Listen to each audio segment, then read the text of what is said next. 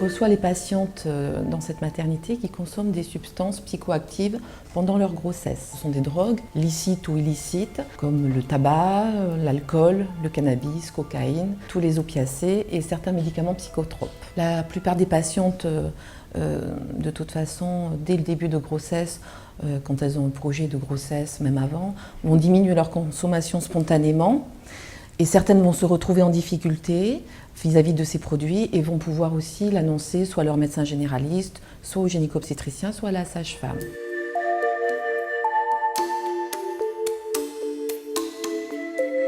Nous allons avoir donc un obstétricien référent pour cette grossesse avec une sage-femme, un addictologue qui pourra accompagner la patiente sur sa pathologie. Nous aurons aussi un échographiste formé vis-à-vis des échographies par rapport aux produits que les patientes consomment. Nous allons avoir possibilité de rencontrer des psychologues qui vont pouvoir accompagner le couple dans la parentalité et aussi par rapport aux produits consommés.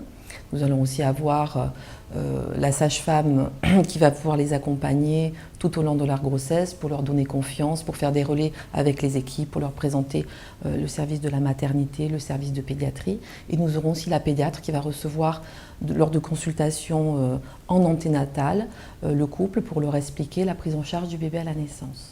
La grossesse reste un moment privilégié, donc c'est vrai, c'est un moment où en fait ces patientes vont pouvoir rentrer dans le soin, vont faire le maximum pour avoir un enfant en bonne santé, même si elles ont cette pathologie, et elles vont tout mettre en œuvre effectivement pour réduire les risques au maximum de leur enfant.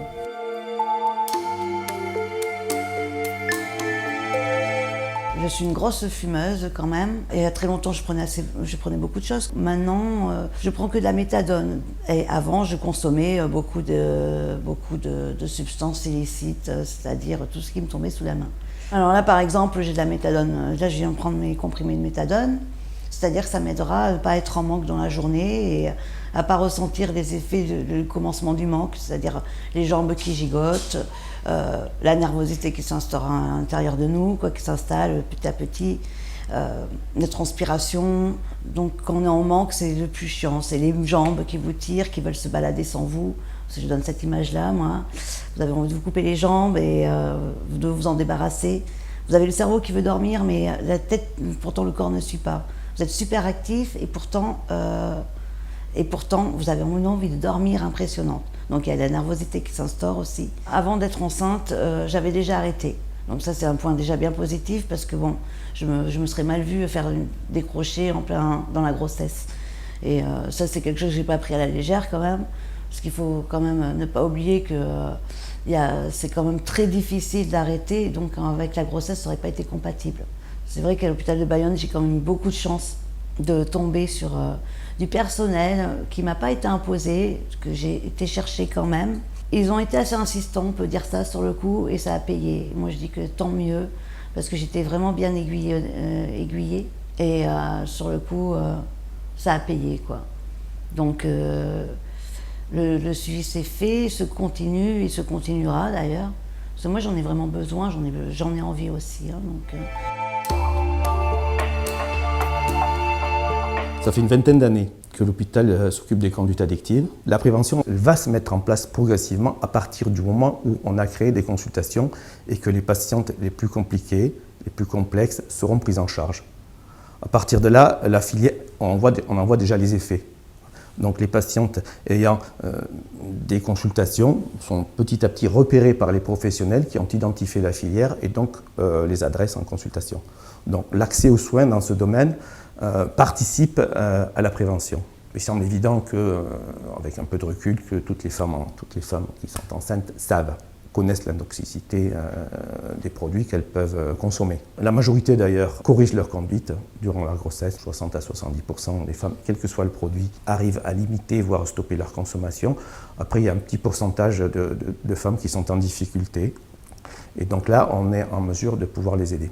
Autre aspect de la prise en charge des femmes enceintes, ça a été à mon avis aussi de changer le regard que posent les soignants sur ces femmes enceintes dont les situations sont plus ou moins compliquées, c'est-à-dire de travailler sur leur représentation. Et on voit au bout de quelques années que le travail porte ses fruits.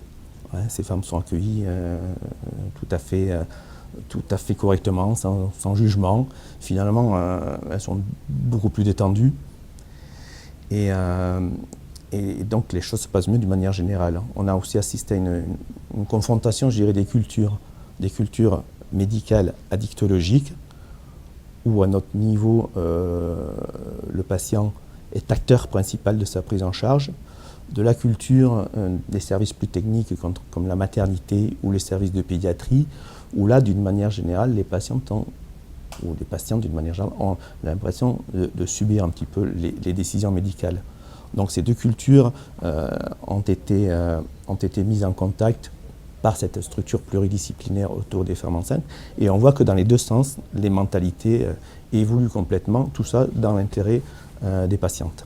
Donc la consommation de ces substances psychoactives sont assez fréquentes pendant la grossesse et souvent sous-estimées par rapport aux risques encourus. Il faut savoir aujourd'hui que le placenta ne fait pas barrière vis-à-vis de ces produits, c'est-à-dire que le taux d'alcoolémie dans le sang du fœtus sera égal au taux d'alcoolémie de la mère une demi-heure après l'ingestion d'alcool. Actuellement, l'alcool reste vraiment le produit le plus dangereux pour le développement du fœtus. C'est un produit neurotoxique qui va rester donc neurotoxique tout au long de la grossesse pour le développement du fœtus.